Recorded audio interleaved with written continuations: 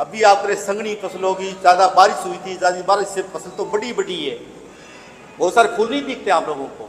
आप लोग तो क्या करेंगे भाई, क्या सोचते हैं, उसको कोई चीज दवाई थोड़ी है जो बाजार में मिलती है उसको डाल दें।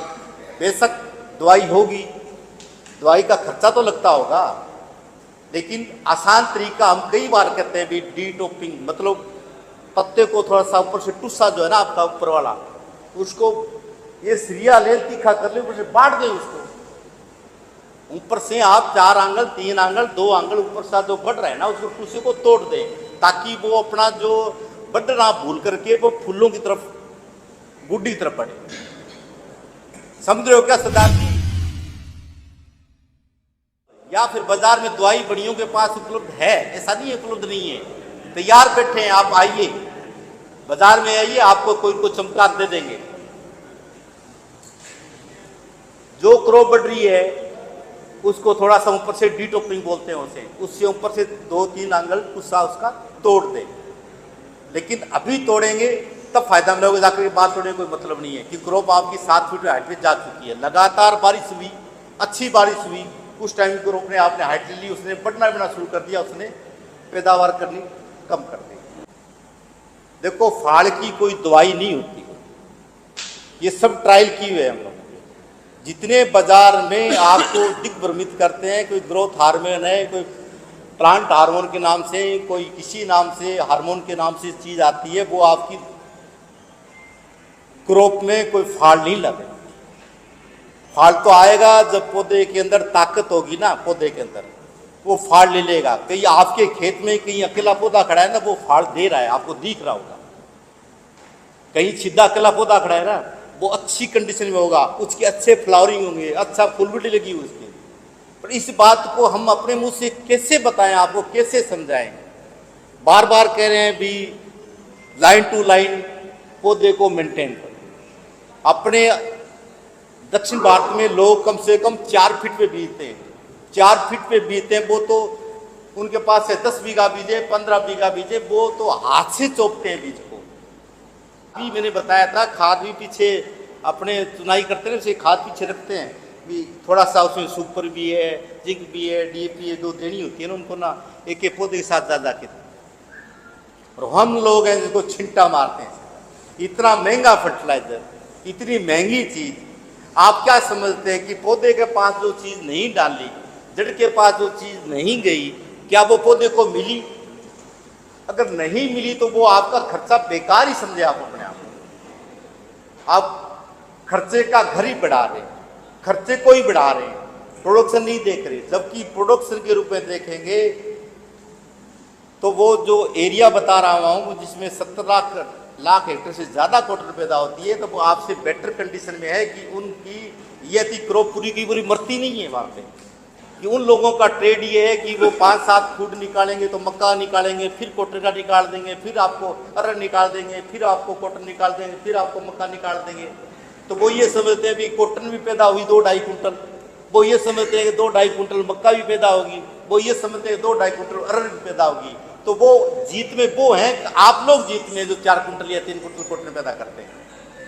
ये सोचने की बात हम लोग, आप लोग, हम लोग, मेरा परिवार, चाहे हम साथी, सब डिपार्टमेंट के जो सब खेती करते हैं, ये कोई नहीं, सब भाषण देने वाले लोग हैं, ये सब खेती, सबके खेत है। पानी का प्रबंधन, वीडीसाइड का प्रबंधन, हर चीज का प्रबंधन हम लोग ढंग से नहीं करते। ढंग से वीडीसाइड का प्रयोग इतना है, इतना प्रयोग है कि खेत में अब कोई जान ज्यादा बच नहीं रही है। एक तो ऊपर से ट्यूबवेल का पानी, वो भी खारा, दूसरा घास कचरा होगा, उसके ऊपर भी जहर, तीसरा छोटा मोटा कीड़ा आप लोगों ने देखा, तुरंत जहर। तो जहर सारा कोई पौधा पीता तो है नहीं, जाता तो अल्टीमेटली सारा जमीन में ही है। अगर जमीन में जाता है तो जमीन में कोई जीव जंतु कोई है, वो आपके कैसे जिंदा है? अगर सॉइल साइंटिस्ट की भाषा में बात करें तो भी मिट्टी का एक कण जो है ना, उसके अंदर भी जान है, उसके अंदर भी छोटे छोटे सूक्ष्म जीव है उसके अंदर, तब आपकी मिट्टी है वो। ये थोड़ी है कि आपकी सीमेंट के अंदर आप चला उसमें जिंक डाल दो और मैग्नेट डाल दो, डीपी डाल दो, कि पैदावार थोड़ी ले लेंगे वहां से, कि उसमें कोई अंश जीव का नहीं है। इसलिए इसमें मिट्टी नहीं है वो। तो ध्यान दे, मिट्टी है, इसको उपजाऊ बनाने के तरीके आपके पास है। मैं बात नहीं कर रहा कोई गिट्टी कॉटन, बात नहीं कर रहा मैं सुंडी की, मैं बात कर रहा हूँ अपने स्ट्रक्चर की, अपने सोच की, आने वाले टाइम की बात कर रहा हूँ। मिट्टी को उपजाऊ बनाने के तरीके आपके पास क्या चीज़ है? डिपार्टमेंट तो आपको पीएसबी, एजेक्टो, राइजोबियम, माइकोराइजा, वर्टिसिलियम, ट्राइकोडर्मा हर बात का आप बताता है भी आप अपने खेत में इसका उपयोग बढ़ाएं। जो आपके खेत के अंदर सामान है, जो आपके खेत में न्यूट्रिएंट्स है, वो आपको खेत में जब कार्बन होगा, खेत में जब जीवाश्म होगा, खेत में जब जैविक चीज होगी, तब वो चीजें काम करती है। खाली आपको सीमेंट के अंदर डाल करके न्यूट्रिएंट डालने से कोई पौधा नहीं चल सकता। क्या बाजार में कोई कंपनी का या कोई दुकानदार बैठा, कोई काश्तकार सब जानते हैं, जीवाश्म या जैविक या चीज बाजार में नहीं मिलती। बाजार में इसका कोई डिब्बा नहीं आता, उसे छिड़क दिया, खेत में आपका जैविक बढ़ गया, खेत में आपका जीवाश्म बढ़ गया, खेत में कार्बन का अंश बढ़ गया। लेबोरेटरी में आप जो सैंपल जाते हैं, वह कार्बन का अंश 0.5 से नीचे है, 0.5 0.25 के आसपास आता है। अब बताओ 0.25 के आसपास पहले था, जब आप लोग इन चीजों को नहीं डालते थे तब अपने खेती में कार्बन का अंश ज्यादा था। जब आप खेत के अंदर कसिया चलाते थे, खेत में वीड्स जो उगते थे, आप कचरा, वो खेत में आप उसको गड़ाते थे, सड़ाते थे, पड़ा रहता था, खाली जमीन होती थी, गुई, सीढ़ियाँ जो भी उगते थे खेत, उसको आप अंदर दबाते थे, काटते थे, गड़ाते थे। और सरसों का है, चाहे दूसरे कचरा पत्ती जो भी पड़ती है, पौधे का अंश पड़ता है, वो गलता था, तब कार्बन अंश बढ़ता है। बताओ कार्बन है सर? सिटी कंपोस्ट में कार्बन है सर? सब में है। सिटी कंपोस्ट बनी किससे? कोई लेबोरेटरी में तो बनी नहीं, कचरे से बनाई है, वो कचरे से बनी है, कचरे से बनी चीजों में है, केमिकल तो नहीं है, वो केमिकल बेस्ड नहीं है। सिटी कंपोस्ट भी केमिकल से लेबोरेटरी में तैयार हुआ चीज नहीं है कोई। सिटी कंपोस्ट है आपका, मैं समझो अपना टॉयलेट भी क्यों है, वो भी अपने आप के लिए कार्बन है। बेशक सीवेज के बहुत सारे वहाँ पे सिटी कंपोस्ट बनता है, उसका भी पानी को शुद्ध के पानी को पिया जाता है, बाकी कचरा होता है उसका खाद ही बनती है। आप समझ रहे हो? दिल्ली बड़े सिटी के अंदर अगर कहीं सीवेज चलता है तो सीवेज को पानी को शुद्ध करके पानी पीने काम आता है, बचे हुए कचरे का सिटी कंपोस्ट ही बनता है। सिटी कंपोस्ट क्या चीज़ है? सिटी कंपोस्ट है ये तो सिटी का वेस्टेज तो सिटी है ना, उसका नाम इसलिए सिटी है। मैं ये नहीं करा, मेरा उद्देश्य ये नहीं है। मेरा उद्देश्य है कि आप सिटी कंपोस्ट डालें, सुपर कंपोस्ट डालें, नेडो कंपोस्ट डालें, आप गोबरी खाद डालें, कुछ भी डालें, आप खेत में अपना जीवाश्म बढ़ाएं। बढ़ाने का तरीका एक ही है कि खेत में जीवाश्म तब बढ़ेगा जब आप खेत में फल, पत्ती, कचरा, पट्टी उसमें खेत में मिलाओगे, उसको गलाओगे, उसे सड़ाओगे, तब अंश बढ़ेगा। खाली एकमात्र इस बात पर भी हम खाली DAP, urea, super, zinc, boron, ये कमी क्यों आई है? कार्बन खेत में नहीं है, इस चीज़ों की ये कमी बढ़ती जा रही है, अपने शरीर में बढ़ती जा रही है। हर चीज़ के साथ हम मल्टीविटामिन लेना आदत हो गई हम लोगों को। क्यों लेते हैं चला के भी शरीर में कमी आ रही? शरीर में कमी क्यों आई? भी खेत में कमी आ गई, खेत में कमी आई तो अपने शरीर में कमी आई है। क्या ऐसा थोड़ी है कि आज से हम 10-20 साल पहले भी बोरोन, मैग्नीशियम, कॉपर, जिंक, इन सब का प्रयोग के हम लोग आदि नहीं थे। मेजर न्यूट्रिएंट यूरिया, डीएपी थोड़ा बहुत छिड़काव करते थे, लेकिन आज धीरे धीरे भूमि में अगर कमी आई है तो हम एक्स्ट्रा इसके मल्टी माइक्रोन्यूट्रिएंट हम लोगों को डालने पड़ते हैं, देने पड़ेंगे। लेकिन मेरा सुझाव यही है कि आप अपने खेत में जीवाश्म का अंश बढ़ाएं। एक चीज बात देखो, जब तक BG3 या कोई इसका अपने को विकल्प नहीं मिल जाता गुलाबी सुंडी का, अभी BG3 कोई ट्रायल में भी है, डिपार्टमेंट के पास ऐसी कोई जानकारी नहीं है, लेकिन ट्रायल में है, वो गुलाबी सुंडी के लिए नहीं सर, ट्रायल में है।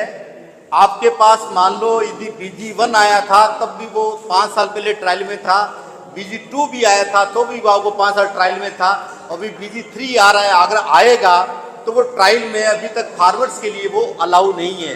किसी इंस्टीट्यूट में किसी साइंटिस्ट सेंटर पे है, वहाँ पे उस वक्त काम हो रहा है। हो सकता है BG3 आपको बहुत जल्दी देखने को मिल जाए। मैं बात कर रहा था एक BG2 के अंदर, BG1 के अंदर कितना परसेंट नॉन बीटी है। एक इसका रीजन भी सुन ले आप लोग कि आप लोगों के पास जब BG1 या BG2 आया था तब 450 ग्राम प्लस 120 ग्राम नॉन बीटी था। नॉन बीटी हम लोगों ने प्रयोग नहीं किया, जैसे दीपावली जी बता रहे थे। तो 3 साल पहले कम से कम वो जो नॉन बीटी का पैकेट था रिफ्यूजिया का, वो अंदर है। अंदर होने का मतलब है कि कंपनी को बाउंड है कि कम से कम 5%, अधिक से अधिक 10%। तो कोई कंपनी ऐसी नहीं हो जो 5% मिलाएगी, सबका 10% ही मिला होगा। ये मान लें कि 10% मिला है तो कम से कम 450 ग्राम में या 400,000 बीज के अंदर कम से कम कितने बीज हो सकते हैं वो देख लें आप। 100 बीज मानी मैं आपको। अगर वो नॉन बीटी का बीज आपके खेत में डेफिनेटली साथ बिजाई हुआ है, आपके पास कोई चुनने का तरीका था नहीं भी नॉन बीटी का है, नॉन बीटी खेत में है तो नॉन बीटी है, इसमें उसमें गुलाबी सुंडी है, ये सच मान लें। तो हम ये कह रहे हैं जब तक BG3 नहीं आए, हम लोगों की चिंता पहले जो बता चुका हूं मैं कि BG3 आने तक हम लोगों के पास गुलाबी सुंडी रहने वाली है।